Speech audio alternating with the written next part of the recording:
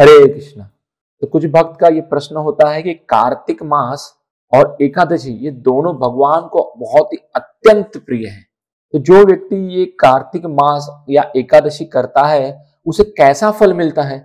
तो इसका जो कथा है स्कंद पुराण में चैप्टर 113 में दिया गया है, जहां पर कार्तिक मास के महात्मा के बारे में बताया गया है।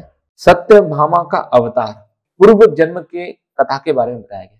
तो सूत जी बता रहे हैं कि सत्यभामा भगवान कृष्ण से अपने पूर्व जन्म के बारे में पूछ रही है।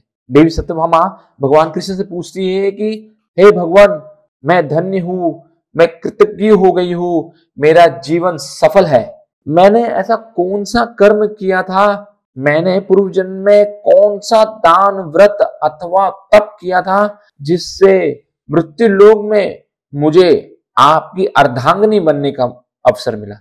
मैं पूर्व जन्म में कौन थी, मैं किसकी पुत्री थी, मेरा जन्म, मैं इस जन्म में आपकी प्रियतम पत्नी बन पाई। कृपा करके मेरे पूर्व जन्म के बारे में मुझे बताइए कि मैंने किस कर्म के फल से आपकी अर्धांगिनी हो पाई। तो भगवान कृष्ण जो है सत्यभामा जी को कहते हैं, हे प्रिय, सतयुग के अंत में हरिद्वार में एक श्रेष्ठ ब्राह्मण रहते थे जिनका नाम देव शर्मा था। वे बड़े वेद में पारंगत थे और बड़े चतुर और विद्वान थे। उनको कोई पुत्र नहीं था, केवल एक पुत्री थी जिनका नाम गुणवती था। देव शर्मा ने चंद्र नामक एक शिष्य से ही अपनी पुत्री का विवाह कर दिए और उस शिष्य को ही अपना पुत्र मान लिए। और चंद्रक चतुर और आज्ञाकारी भी थे। देव शर्मा को अपने पिता के समान ही मान सम्मान देते थे और उनकी सेवा करते थे। तो एक दिन वे दोनों कुश लाने के लिए वन में जाते हैं। विकराल राक्षस ने इन दोनों को मार दिए। अपने अपने पुण्य के कारण ये दोनों भगवान विष्णु के लोक में चले जाते हैं और ये समाचार जब गुणवती को प्राप्त होता है, बड़ी दुखी होती है और अपने घर के जो सामान है उसे बेचकर अपने पति और अपने पिता का दाह संस्कार करती है। संसार के लिए पूरी तरह से ये मर गई है और किसी प्रकार से अपने जीवन को व्यापक करते करते मृत्यु पर्यंत केवल 2 व्रत को करती है। पहला एकादशी व्रत, दूसरा प्रत्येक वर्ष कार्तिक मास। जीवन के अंत तक इस 2 व्रत को ही वो उसने भली निष्ठा पूर्वक उसने संपन्न किया है। तो एक दिन गुणवती को इतना बुखार हो जाता है, पूरा जो शरीर है वो तप रहा है, फिर भी वो उठ के गंगा के तट पर स्नान करने जाती है।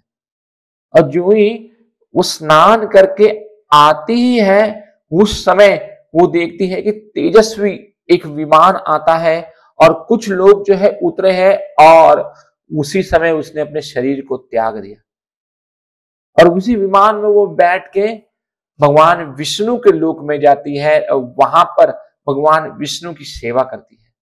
तो कार्तिक के व्रत के पुण्य से वह मेरे समीप ही रहने लगी। ब्रह्मा आदि देवताओं की प्रार्थना से मैं जब इस पृथ्वी पर आया तब मेरे साथ मेरे समस्त पार्षद भी यहां पर आ गए। ये सब यदुवंशी मेरे ही पार्षद है। पूर्व जन्म में देव शर्मा ही तुम्हारे पिता सत्राजीत हुए हैं और चंद्रक नाम से जो ब्राह्मण थे इस जन्म में वो अक्रूर हुए हैं और तुम वही कल्याणमयी गुणवती हो। कार्तिक व्रत के पुण्य से तुम मेरे लिए अधिक प्रसन्नता देने वाली बन गई।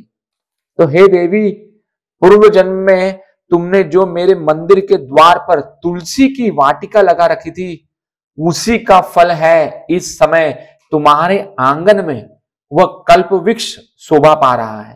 तुमने जो मृत्यु पर कार्तिक व्रत का अनुष्ठान किया था उसके प्रभाव से तुम्हारा मुझसे कभी भी वियोग नहीं होगा।